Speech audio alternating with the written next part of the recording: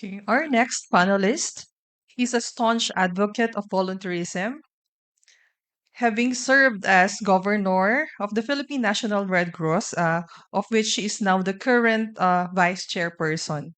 In 2016, she was presented with the Lifetime Volunteer Award by the Philippine National Volunteer Service Coordinating Agency.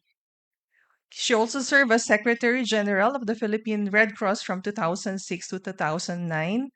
And then she was elected as member of the Board of Governors and served as secretary to the Board of Red Cross since 2010 until she was elected for her in her current position in 2022. She is currently chair of the Ethics Committee of the National Kidney and Transplant Institute. She also served as chair of the Search Committee for Private Sector Representative to State Universities and Colleges for the Commission on Higher Education.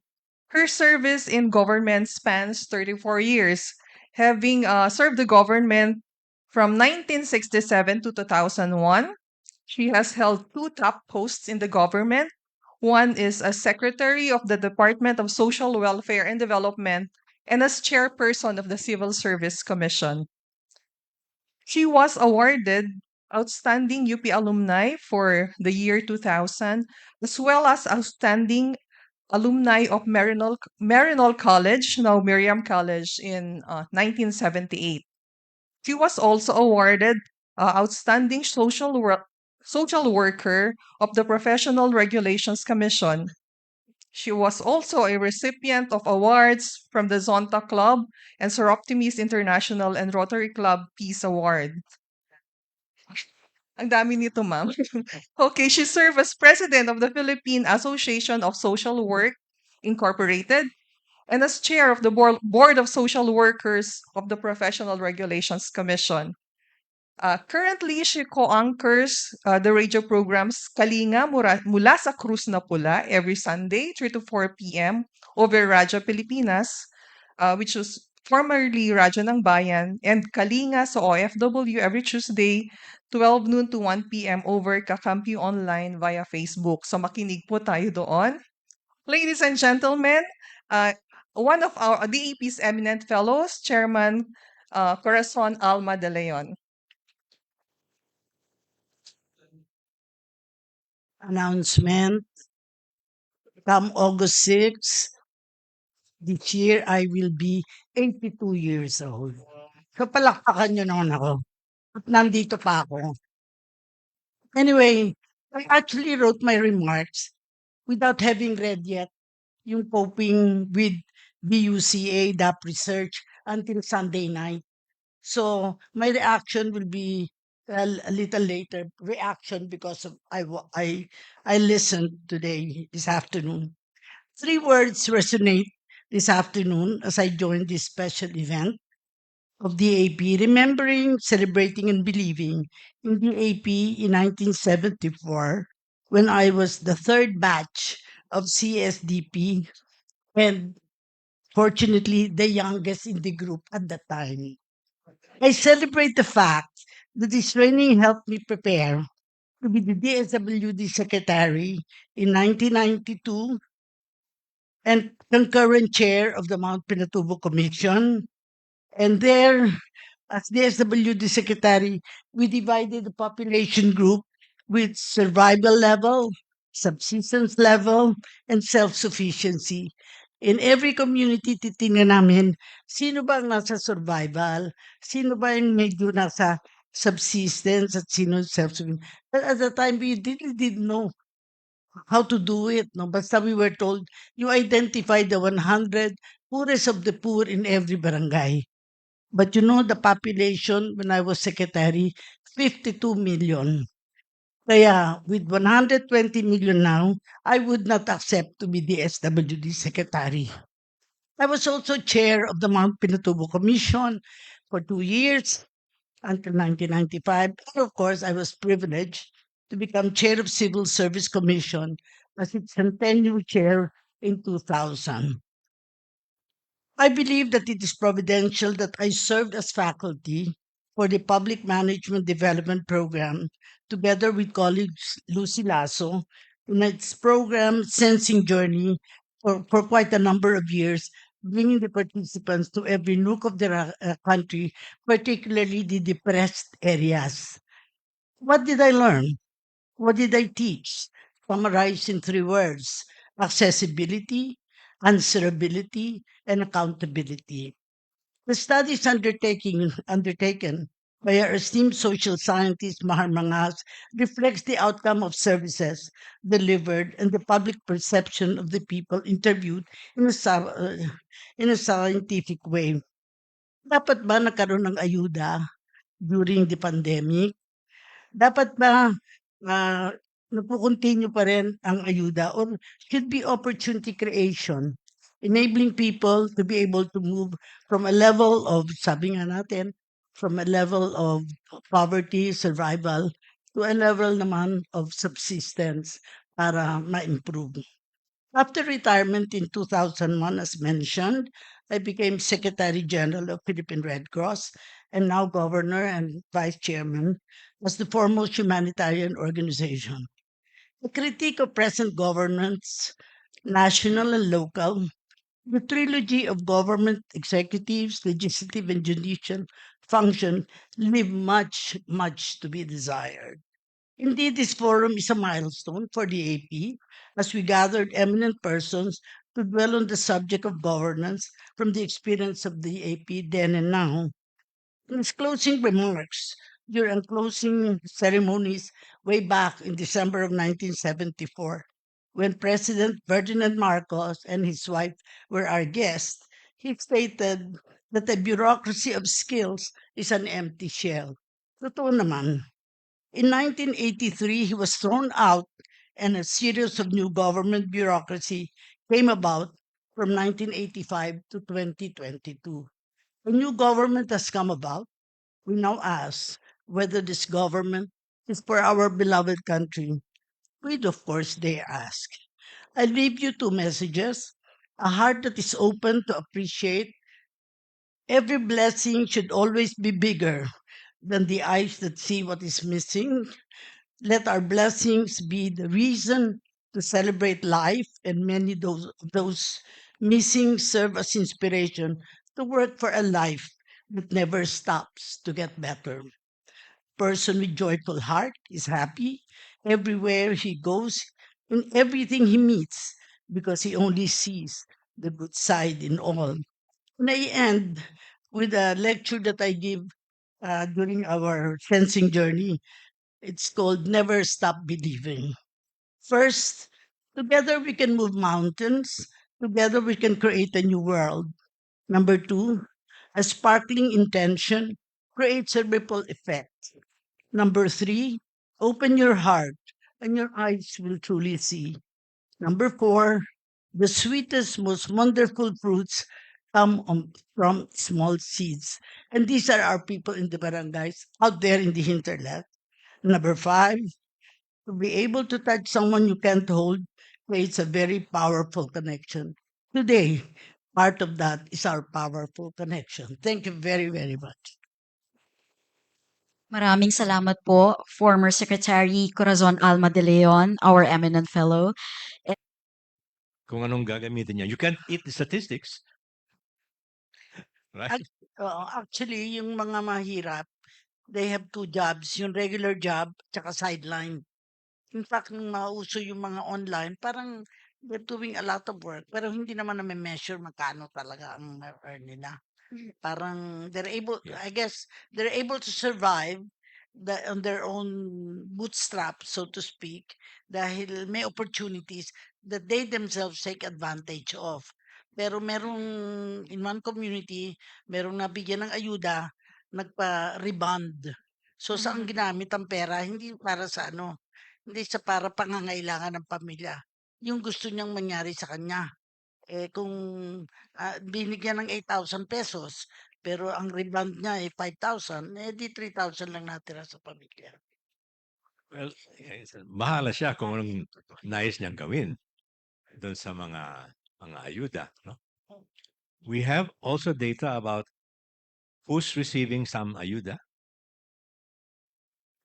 We ask from whom is the ayuda, and you can classify that into relatives, friends, government, non-government, and we also have another question on form of the ayuda: money, loans, employment. The the in, as far as I remember now, the ayuda from relatives is not as dominant as it was before. In other words, the governments also get into the picture. Years ago, it was almost 70% is only your relatives and friends who are helping you. Ngayon, mas dumami ang mga kwan galing sa government. Non-government, very small. Non-government mga churches like that, very, very small. Tsaka ang difference, if you have relatives abroad, yung overseas Filipino workers na nagpapadala ng pera. Yes, So that's an unseen. Hindi nakikita yan, hindi na-factor yan ilan ng contribution. well, tinatanong din namin yon kung meron silang kamag-anak So, sa abroad, no? And so we could distinguish yung mga pinapadalhan at yung mga hindi. And typically, better off ang yung mga nakakatanggap. No? So we would encourage that, siyempre, they're better off. So the more opportunities to go abroad and to earn, the better for the people. Thank you. Thank you, Dr. Mahar.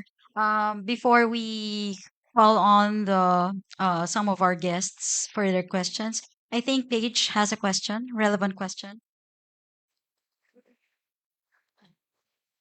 Okay, thank you for the very nice insights. Medyo napapag-isip niyo po kami dito sa DAP. Mike, please. Paige.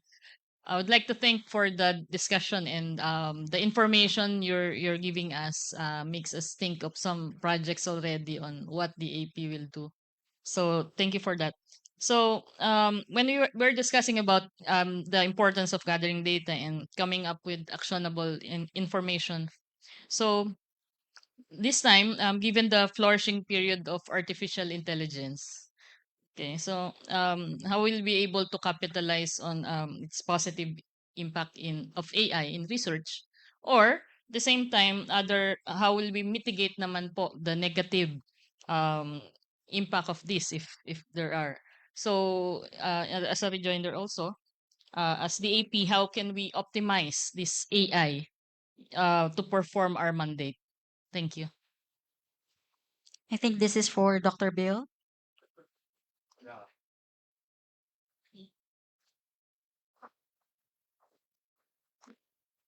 You know, AI is a controversial thing nowadays, right?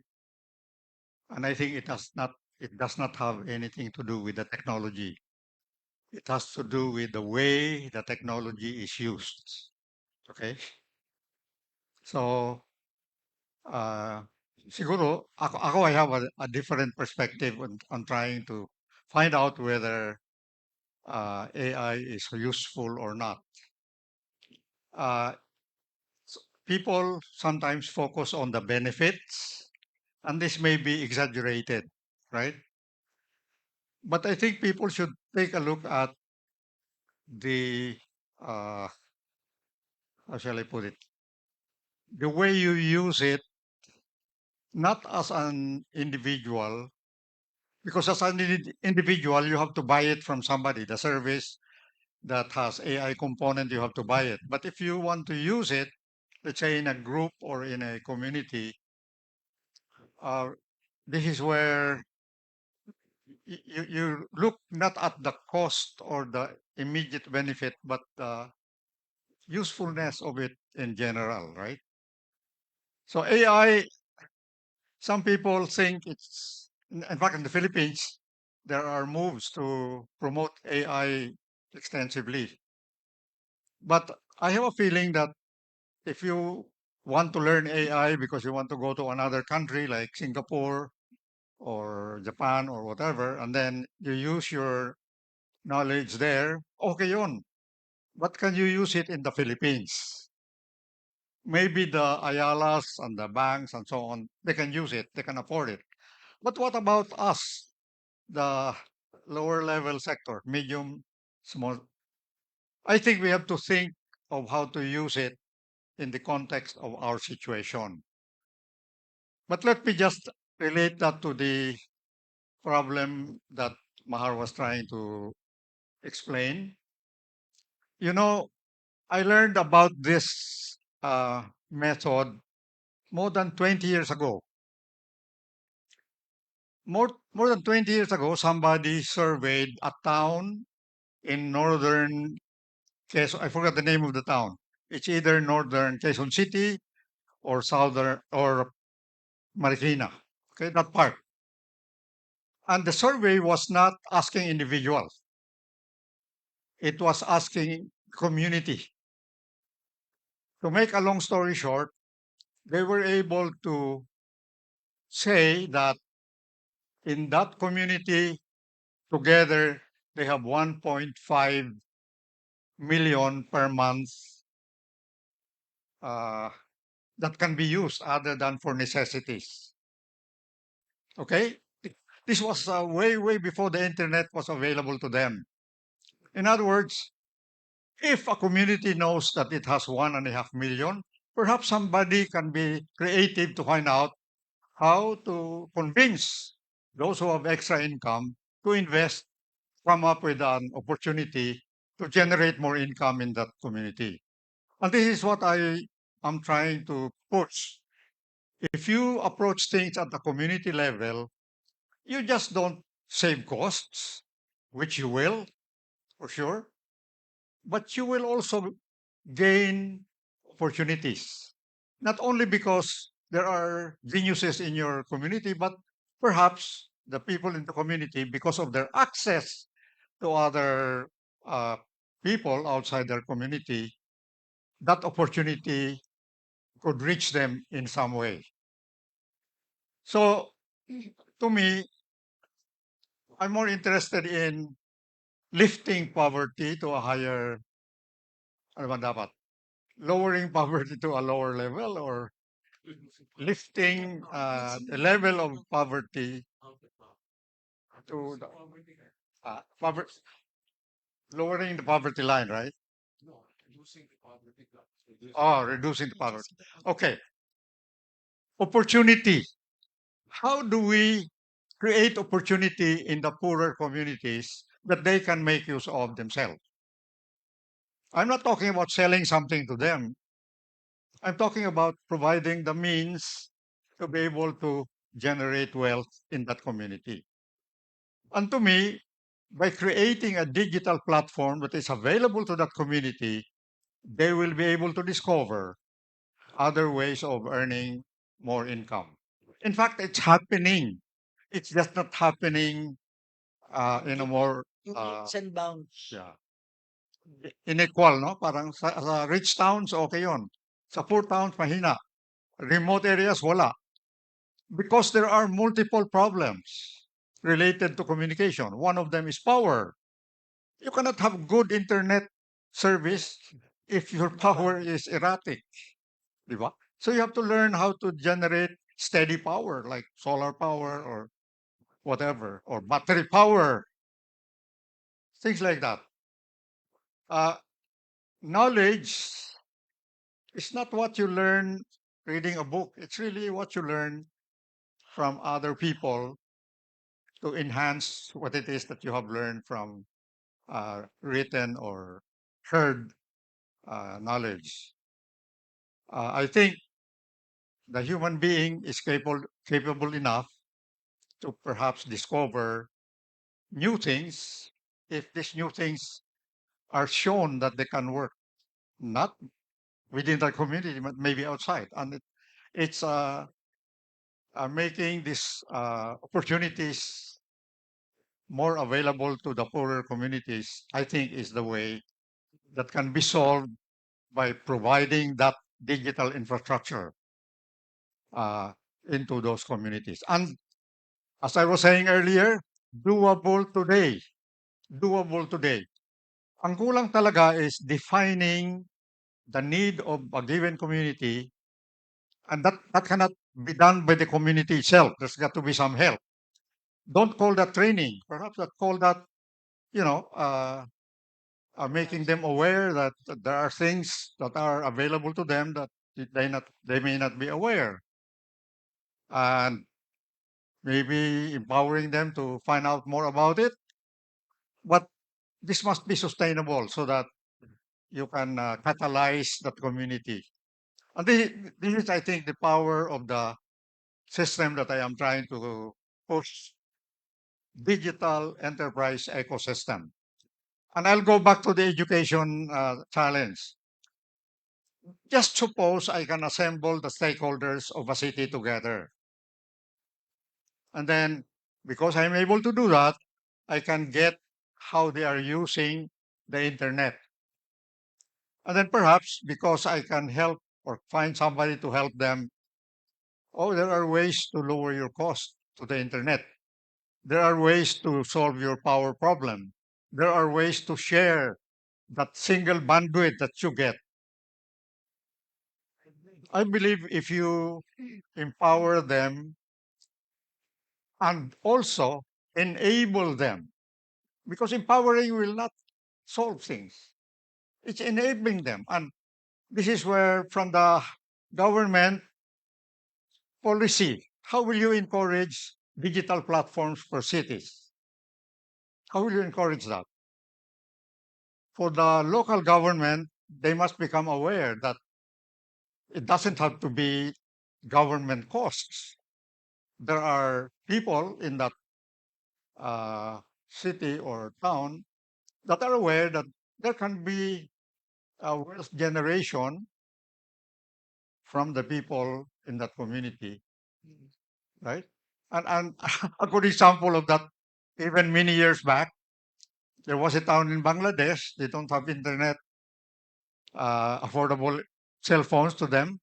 And so this guy said, I will provide a cell phone in every village, but then he or she must commit to share that resource with everybody and generate enough income to be able to use one cell phone for the entire.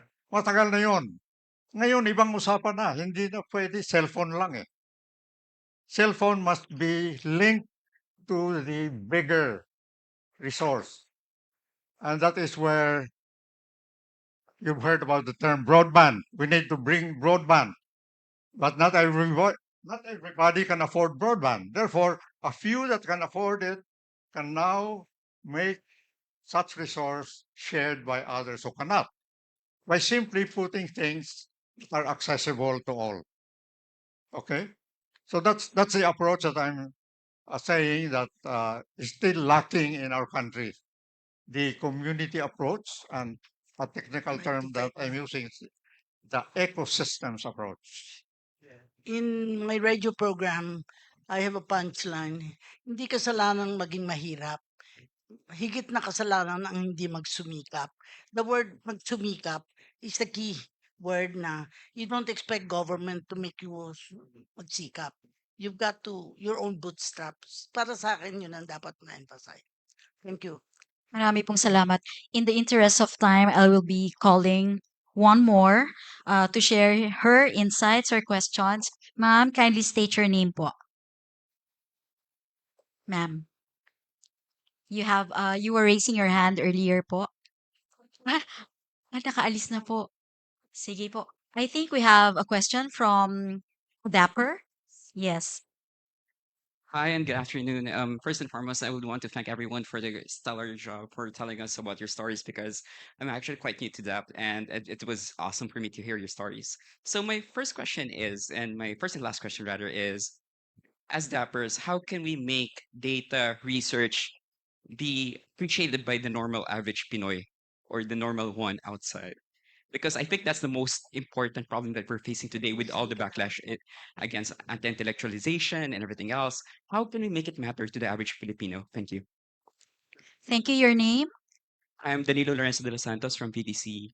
Well, thank you. Okay, Danilo. Very quickly po. Pwede po ba nating i-address yung kanyang katanungan? Yes, Dr. Bill. Ah, I thought you were okay. How can we make data be appreciated by the average people? Yeah, data, research, and everything that we do in DAP to be appreciated by the average Filipino. Thank you.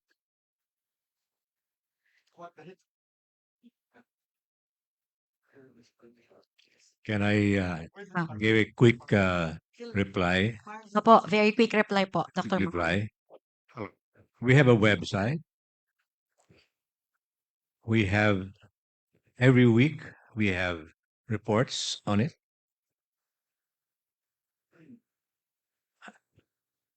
Look through and see what is of you think is of interest,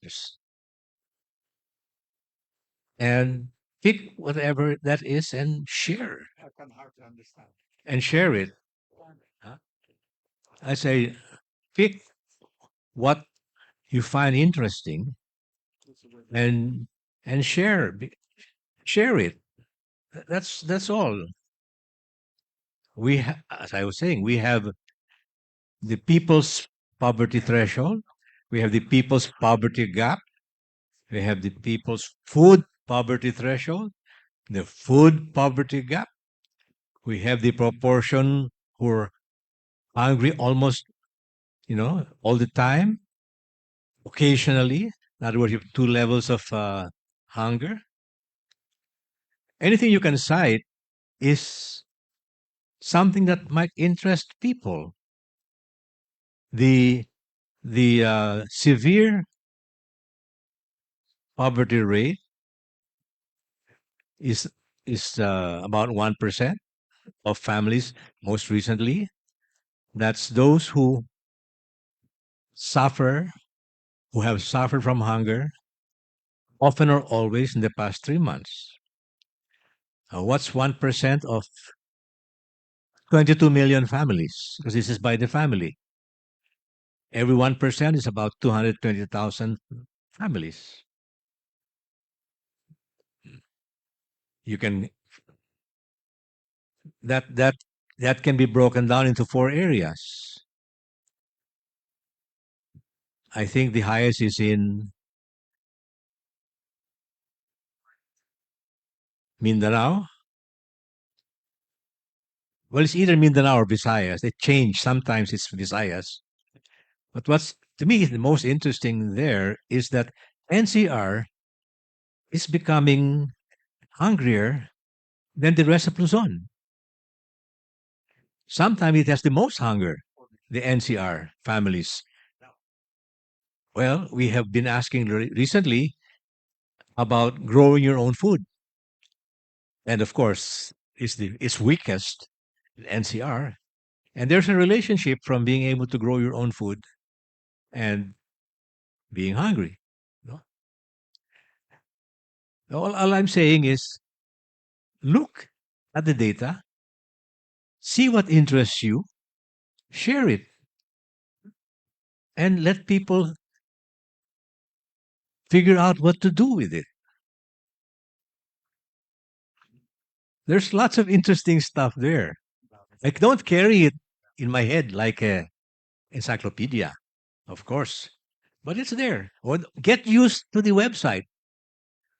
Oh, by the way, you can write in and be put on the e-alert lists so that every time something comes out, nandyan na, nasa email mo. Write to leo.larosa of SWS, and he'll put your name on the e-list for free. That way, you can be alerted on what comes around. See, our work we call statistics for advocacy. Just having the data, we figure, provokes.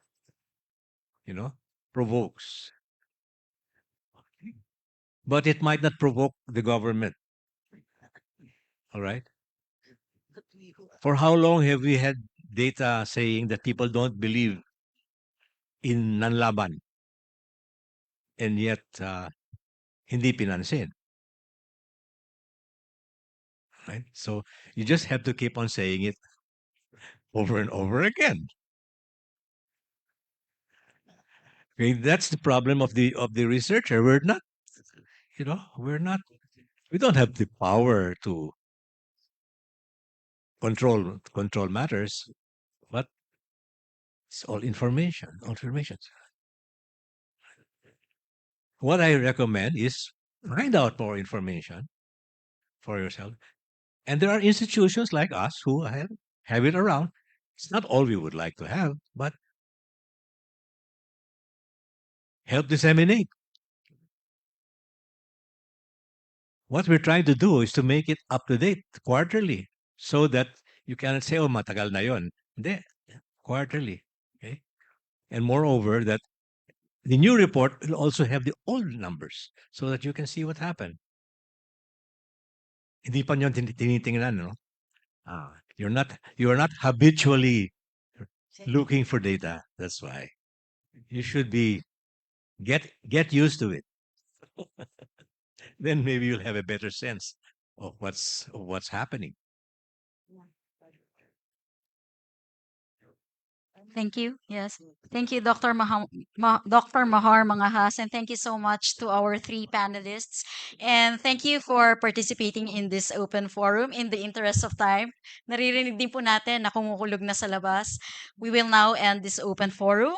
And at this point, we will now award the plaques of appreciation to our guest speaker and panel reactors. And I'd like to call on our president, Sir PJC, to join us on stage to award the plaque of appreciation first to our guest speaker. We can go to your website and get the recognition. Or print.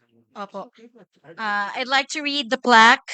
The DAP awards this plaque of appreciation to Dr. Mahar K. Mangahas for his invaluable contribution as resource speaker during the ONOFRE Corpus lecture series given this 5th day of June 2023 at the LS Virata Hall, signed by Attorney Engelbert C. Caronan Jr., DAP President. Photo call, please.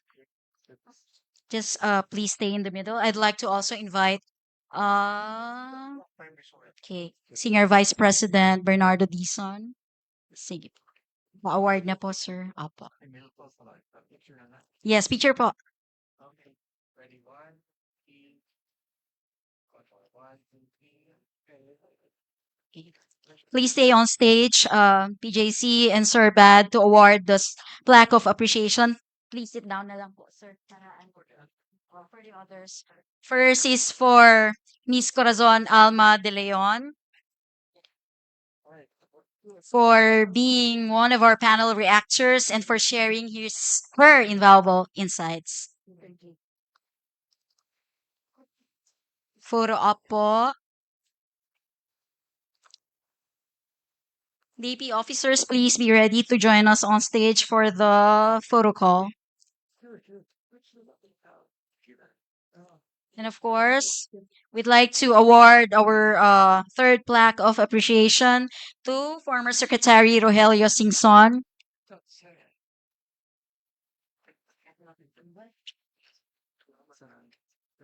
Marami pong salamat for your invaluable contribution to DAP.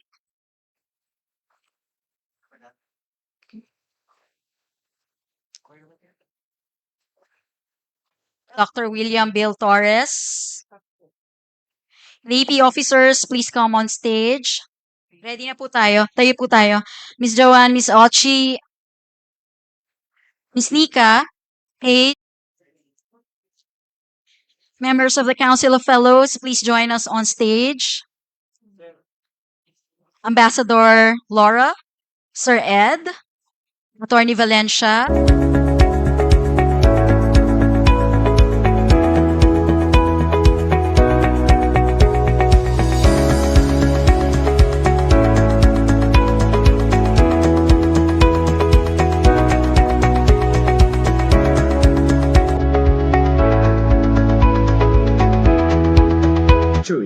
The topic on the Academy's role in a volatile, uncertain, complex, and ambiguous world.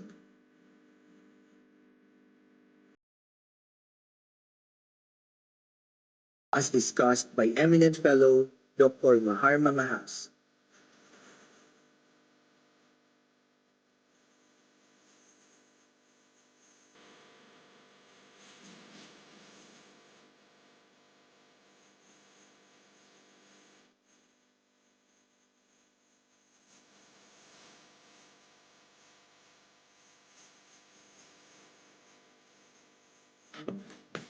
Together with former Secretary Rogelio Singson,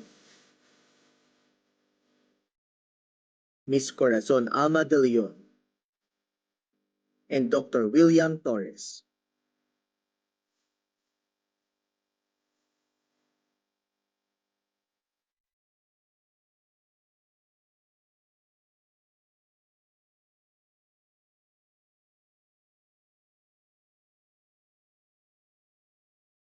Save the date for our next lecture on July 24, 2023.